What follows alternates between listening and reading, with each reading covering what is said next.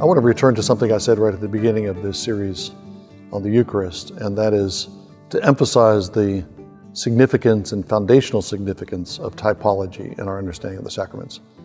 That's the way that the early church looked at sacraments, the church fathers and others. It's the way that medieval Christians tended to look at the sacraments.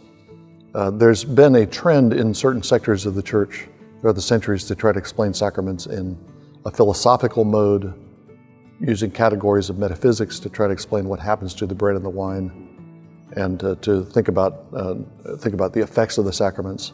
The patrician, I think the biblical understanding is that any philosophical or sociological or cultural anthropological factors or frameworks that we introduce have to be controlled by the typology.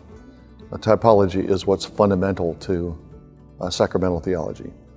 And so the Eucharist is most fundamentally our access to the tree of life in Eden. Jesus Christ is the tree of life.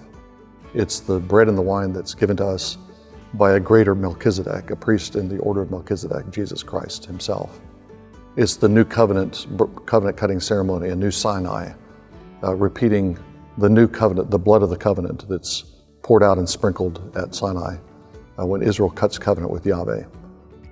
That's the baseline understanding of the Eucharist, and any ways that we elaborate that in other idioms and other modes have to be controlled by that biblical and sacramental framework.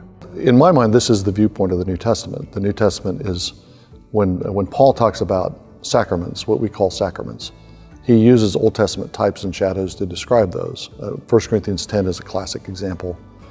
Baptism is a recapitulation of the Red Sea crossing as Israel was baptized into Moses in the Red Sea, in the cloud and in the sea, so we're baptized into Christ by the Spirit and water. Israel went out into the wilderness and received food from heaven, drink from heaven.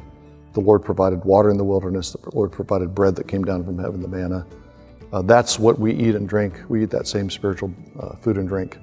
So Paul's thinking about these things typologically and talking about baptism and the Lord's Supper within this typological framework.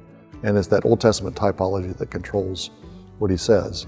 I think a crucial thing in understanding how this works is to recognize that in the Bible and through much of church history, typology was not just a matter of matching Old Testament events and characters with Jesus, but Old Testament events and characters and institutions were pointers to Christ and his body.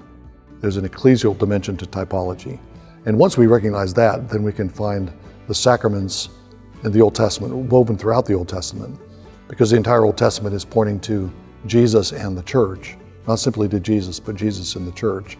And that typological framework that emphasizes the whole Christ needs to be the framework for our understanding of the sacraments.